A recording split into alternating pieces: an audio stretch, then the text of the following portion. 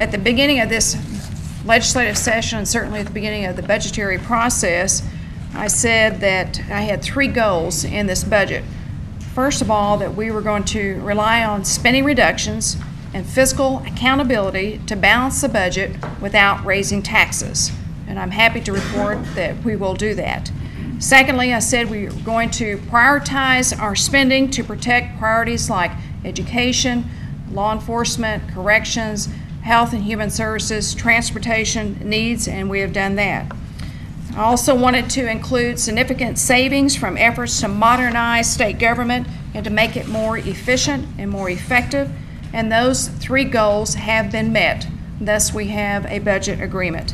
The budget we are looking at today makes some tough decisions, but also some realistic cuts. Oklahomans have had to tighten their belts.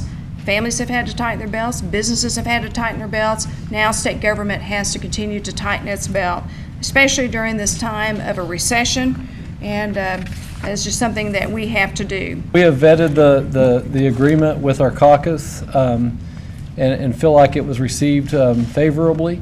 Obviously, in a perfect world, we wouldn't necessarily choose to run a bond issue, but we do believe that our commitment to our 8-year plan and making sure that we have an adequate infrastructure in place is very, very important to Oklahoma. As you know, we've made it a priority to create an environment within our state that is conducive to job growth and job enhancement and job creation.